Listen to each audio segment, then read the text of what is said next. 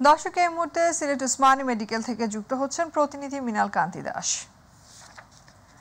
মৃণাল, সিলেটে বৃষ্টি ও বন্যা পরিস্থিতির কি খবর আছে আপনার কাছে?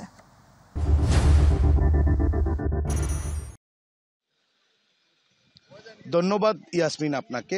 উজানের দল এবং অবিরত বৃষ্টির কারণে সিলেটে যে বন্যার সৃষ্টি হয়েছিল, গতকাল পর্যন্ত কিন্তু বন্যার কিছুটা উন্নতি হয়েছিল এবং গতকাল রাত থেকে অবিরত বৃষ্টির কারণে আবারও কিন্তু বন্যার অবনতি হয়েছে এবং সিলেট শহরের বিভিন্ন এলাকায় কিন্তু ইতিমধ্যে পানি ঢুকতে শুরু করেছে। আমরা অবস্থান করছি সিলেটের ওসমানী মেডিকেল কলেজে। আমি যদি আপনাদের ওসমানী মেডিকেল কলেজে অবস্থাটা দেখানোর চেষ্টা করি এবং আপনার মাধ্যমে যদি মাই টিভির দর্শকদের জানাতে চাই যে ওসমানী মেডিকেলে ঢুকে পড়েছে পানি ঢুকেছে হাসপাতালের প্রশাসনিক বিভাগ সহ কয়েকটি ওয়ার্ডেও।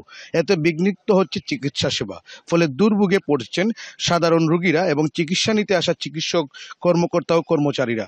এবং আমরা হাসপাতাল কর্তৃপক্ষের সাথে কথা বলেছি, তারা যে বিষয়টি জানিয়েছেন যে ভোর থেকেই ওসমানী মেডিকেল কলেজ হাসপাতালের প্রধান ফটক সহ আশেপাশের এলাকার জলাবদ্ধতা তৈরি হয়। এতে হাসপাতাল ভবনের নিচতলার প্রায় প্রতিটি কক্ষেই পানিতে নিমজ্জিত হয়। সেবা নিতে আসা রোগীর স্বজন যারা রয়েছেন তাদের সাথেও আমরা কথা বলেছি, তারা যে বিষয়টি জানিয়েছেন যে ভোর থেকে হাসপাতালে পানি প্রবেশ করেছে।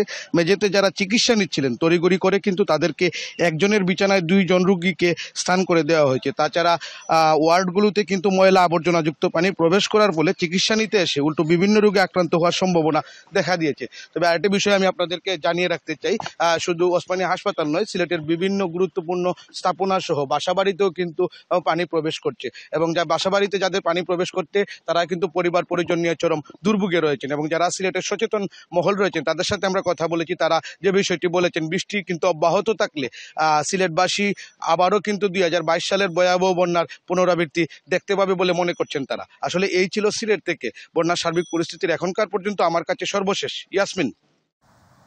মৃণাল, আপনাকে ধন্যবাদ।